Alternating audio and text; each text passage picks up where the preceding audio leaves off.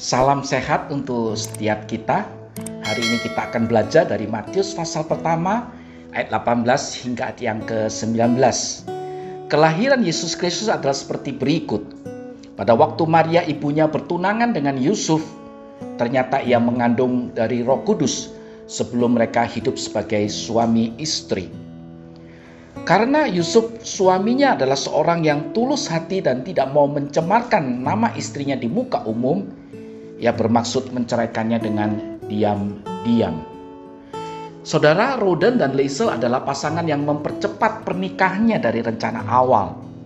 Roden tidak mempunyai banyak waktu karena divonis kanker hati stadium 4. Kondisinya makin hari makin menurun dan permintaan terakhirnya adalah dapat menikah dengan wanita pujaan hatinya.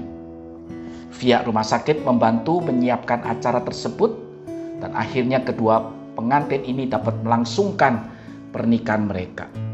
Pernikahan ini menimbulkan haru bercampur air mata yang tidak dapat dibendung oleh kedua pasangan maupun oleh orang-orang yang menyaksikan pemberkatan pernikahan tersebut.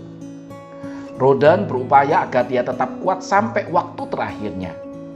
10 jam kemudian sesudah menikah, Roden mengembuskan nafas terakhirnya.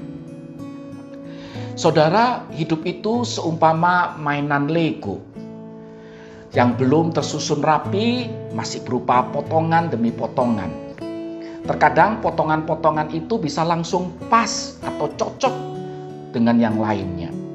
Serpian atau potongan yang tersusun baik itu bisa berupa pasangan hidup yang tepat, rekan sekerja yang pas, pekerjaan atau pelayanan yang membangkitkan passion kita, bahkan berkat yang datang tepat sesuai dengan kebutuhan setiap kita.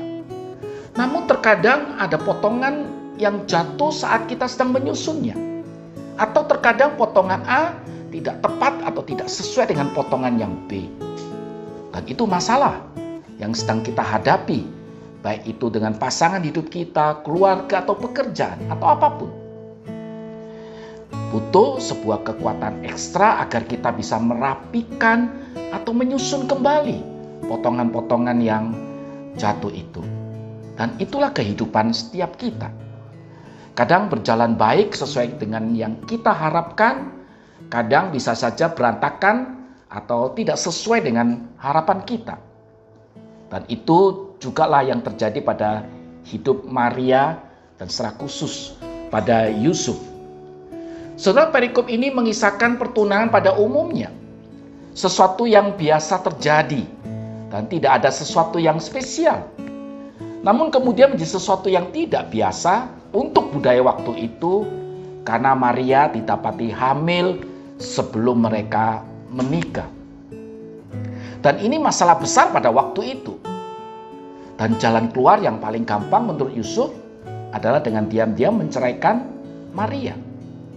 Namun di tengah kegalauan hatinya, malaikat datang dalam mimpinya dan meneguhkan hatinya untuk tetap mengambil Maria sebagai istrinya. Dan itu adalah sebuah anugerah bagi Yusuf.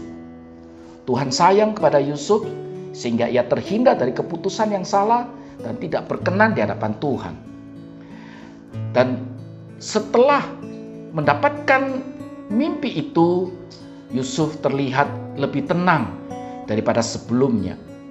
Ia terhindar dari satu masalah yang mungkin dapat disesali seumur hidupnya. Dan dia juga tidak terganggu oleh berita atau gosip tentang kehamilan Maria atau masalah-masalah lainnya.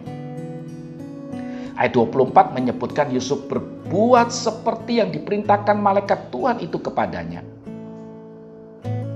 Saudara dikasihi Tuhan Yesus, hal ini bisa atau kadang bisa terjadi dalam kehidupan kita.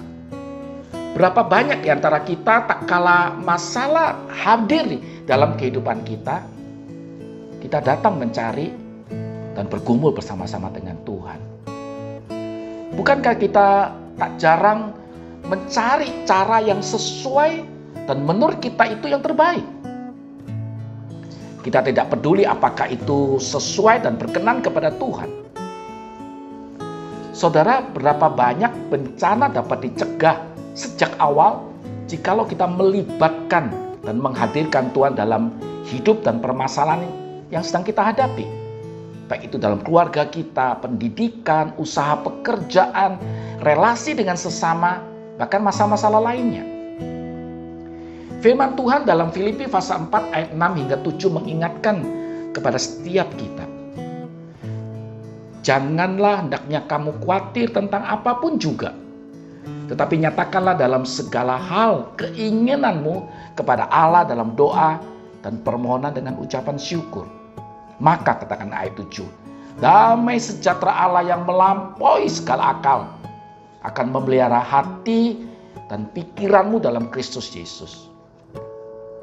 Apakah hari ini engkau sedang menghadapi pergumulan?